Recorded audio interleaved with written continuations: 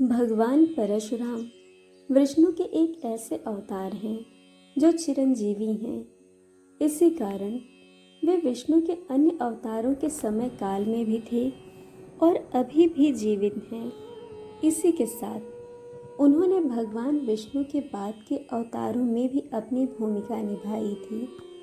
यह महाभारत काल के समय की बात है, जब भगवान परशुराम के द्वारा 3 महान योद्धाओं ने शिक्षा ग्रहण की थी, जो थे भीष्म पितामह, गुरु द्रोणाचार्य तथा दानवीर कर्ण।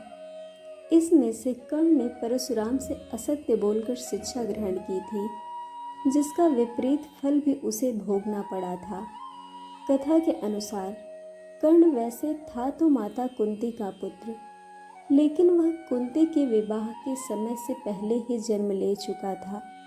इसीलिए कुंती ने लोक लज्जा के भय से उसका त्याग कर दिया था तथा नदी में बहा दिया था। कुंती इस बात को लेकर आश्वस्त थी कि कर्ण सूर्य देव का पुत्र है, इसलिए उसकी रक्षा हो जाएगी। नदी में बहाने के पश्चात उसका पालन पोषण एक सूत के घर में हुआ। इसीलिए कर्ण को सूत पुत्र भी कहा जाता है। स्वयं कर्ण को भी नहीं पता था कि उसकी माँ कुंती है तथा वह एक क्षत्रिय कुल से है। क्षत्रिय कुल से होने के कारण उसके अंदर पहले से ही अस्त्र शस्त्र की विद्या प्राप्त करने की इच्छा थी। एक दिन इसी इच्छा के स्वरूप वह गुरु द्रोणाचार्य के पास गया तथा उनसे शिक्षा ग्रहण करने की इच्छा प्रकट की। चूंकि कर्ण एक सूत पुत्र था, इसीलिए गुरु द्रोणाचार्य ने उसे शिक्षा देने से मना कर दिया। गुरु द्रोणाचार्य के द्वारा नकारने के पश्चात कर्ण क्रोध और दुख से भर उठा और अब उसमें गुरु द्रोणाचार्य के शिष्यों से भी महान योद्धा बनने की चाह जाग उठी। इसी आशा से वह भगवान परशुराम के आश्रम पहुंच गया। परशुराम ने ही द्रोणाचार्य को शिक्षा दी थी, इसीलिए उन्हीं के पास कर्ण पहुंच गया। चूँकि भगवान परशुराम केवल ब्राह्मणों तथा विशिष्ट मनुष्यों को ही अस्त्र शस्त्र की शिक्षा देते थे, इसीलिए कर्ण ने ब्राह्मण वेशभूषा धारण कर एक ब्राह्मण का वेश धारण कर लिया। ब्राह्मण वेश में कर्ण भगवान परशुराम के पास गया तथा स्वयं को ब्राह्मण पुत्र बताया। इसी के साथ उसने भी शिक्षा प्राप्त करने की इच्छा प्रकट की। भगवान परशुराम ने भी उसे अपने शिष्य के रूप में स्वीकार कर लिया। कर्ण परशुराम के सभी शिष्यों में सबसे अधिक तेज तथा बुद्धिमान था, इसीलिए उसने बहुत तेजी से सब ज्ञान प्राप्त कर लिया। भगवान परशुराम भी कर्ण की योग्यता से प्रसन्न थे। उन्होंने कर्ण को अपना संपूर्ण ज्ञान दिया तथा हर अस्त्र शस्त्र चलाने के मंत्र सिखा दिए। कर्ण ने भगवान परशुराम से ब्रह्मास्त्र चलाने का मंत्र भी सीख लिया था। एक दिन भगवान परशुराम थके हुए थे, इसलिए उन्होंने सोने की इच्छा प्रकट की। वे कर्ण की गोद में अपना सिर रखकर सो गए। उसी समय एक रक्त चूसने वाला कीड़ा कर्ण के जांघ में घुस गया तथा उसे डंक मारने लगा। कर्ण को उस कीड़े के द्वारा रक्त चूसने से बहुत पीड़ा हुई, लेकिन वह हिलता तो उसके गुरु की निद्रा टूट जाती। इसीलिए वह उसी अवस्था में पीड़ा सहन करते हुए बैठा रहा। वह कीड़ा लगातार रक्त चूसता जा रहा था, जिस कारण वहाँ बहुत बड़ा घाव हो गया था। साथ ही उसमें से रक्त बहकर बाहर निकलने लगा था।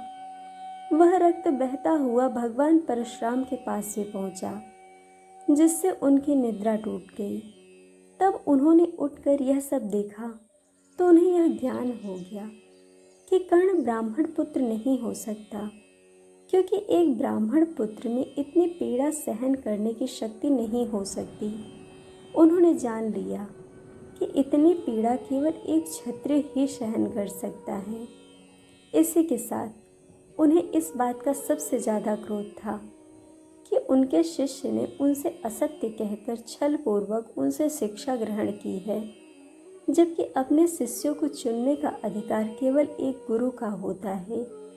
एक शिष्य की पहचान उसके गुरु से ही होती है।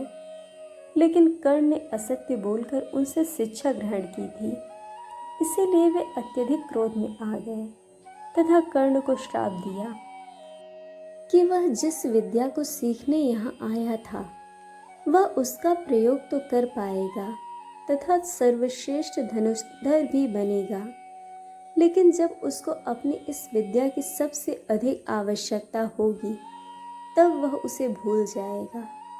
भगवान परशुराम के द्वारा दिया गया यही श्राप महाभारत में कर्ण की मृत्यु का कारण बना था। भगवान परशुराम के द्वारा प्राप्त की गई शिक्षा से कर्ण ने अपने जीवन में कई युद्ध जीते और कई महान योद्धाओं पर विजय प्राप्त की, लेकिन उसे अपनी विद्या की सबसे ज़्यादा आवश्यकता महाभारत युद्ध के समय थी।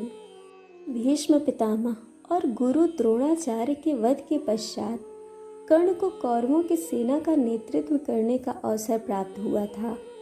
वह पांडवों की सेना में त्राहिमाम मचाता हुआ आगे बढ़ रहा था कि तभी उसके सामने भगवान श्री कृष्ण अर्जुन का रथ लेकर आ गए।